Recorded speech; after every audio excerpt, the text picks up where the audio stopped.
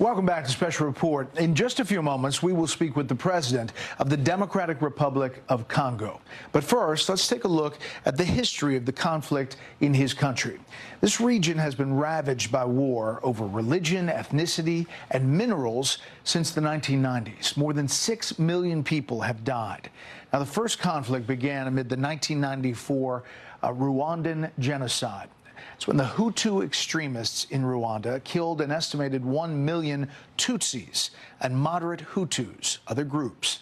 At the same time, around 2 million Hutu refugees crossed into the Democratic Republic of Congo, settling in the eastern region. This is in the red part here. A small portion were extremists who began organizing militias, prompting the Tutsis to do the same. Now, sporadic fighting would take place, all in the early 2000s, when peace agreements were being negotiated. But that would bring the emergence of another group, M23. In 2012, the group took the strategic city of Goma, right here in the middle. They pulled out days later due to international pressure and fled to Uganda and Rwanda. Now, M23 then resurfaced in 2021. With an estimated 6,500 fighters, they began to take significant control of the territory in that region. They shelled displacement camps. They cut off supply routes. Congo is considered the world's richest country in terms of natural resources. Untapped deposits are worth, get this, an estimated $24 trillion with a T. The country also produces 68% of the world's cobalt. It's the fourth largest producer of diamonds in the world. Lithium deposits are also significant. Now, China controls much of Congo's mining industry and has given Congo's government drones and weaponry to defend those mines. Other countries also have an interest in the region. Burundi, a majority Hutu country, sees Rwanda as a threat, and it supports the Congolese troops. Uganda is defending against Islamic State-linked militants along its borders. They've targeted religious groups in the Congo as well. Also, South Africa recently announcing a phased withdrawal of thousands of troops from eastern Congo after several peacekeepers were killed by rebels. While M23 leaders withdrew from peace talks this week with the Congo, President Tshisekedi met with his Rwandan counterpart this week for talks mediated by Qatar. The countries agreed to continue discussions to establish lasting peace in the region. It comes as the U.S. considers a minerals deal with the government in exchange for security assistance. I can tell you that we stand in firm support of the Congolese people and of the sovereignty and territorial integrity of the DRC. We remain diplomatically engaged. We are joined tonight by Felix Tshisekedi, President of the Democratic Republic of the Congo. Mr. President, thank you for being here. I want to start with this. The Trump administration is interested in securing exclusive mineral deals with countries rich in rare earth minerals. We saw that obviously recently with Ukraine. Can you talk about the discussions for a deal with your country? Très bien, merci.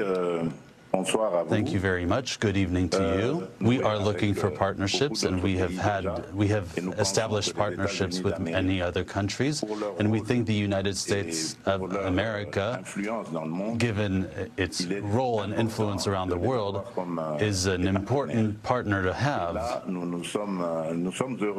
And we are very happy to see that with the Trump administration, things are moving a lot faster on both sides. Untapped deposits are worth an estimated $24 trillion. What would you need to happen to move forward with that relationship? We want to extract these minerals, but also process them, as this would create a lot of jobs.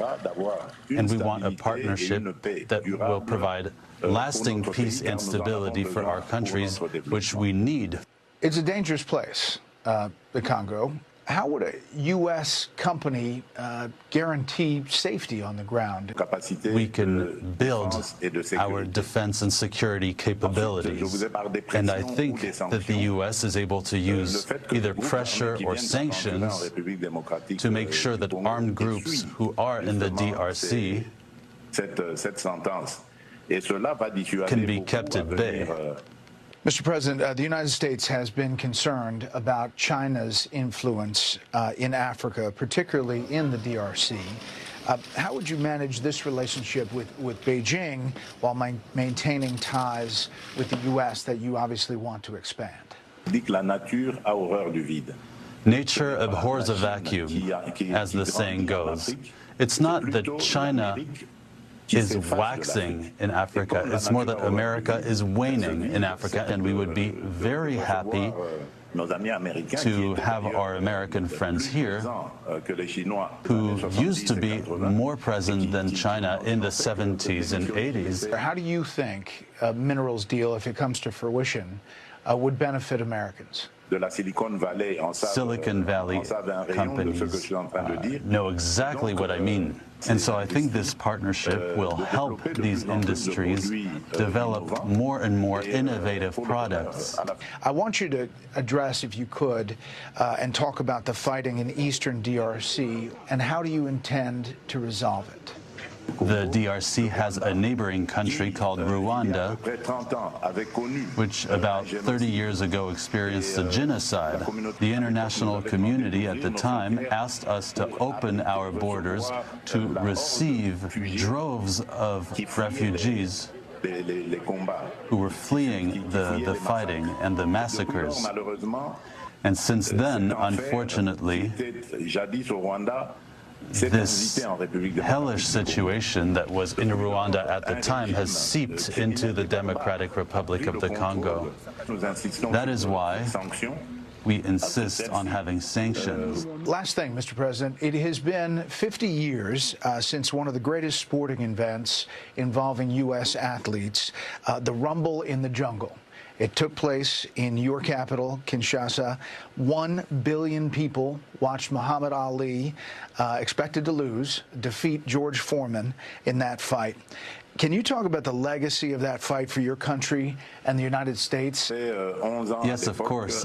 We still remember this event really galvanized the people and had everybody's attention. They were training here. And every time they went somewhere, people knew about it. So we really experienced a boom thanks to that, this historic fight that really put our country on the map. We really have a lot to give. And all we ask is really for an opportunity to live in peace.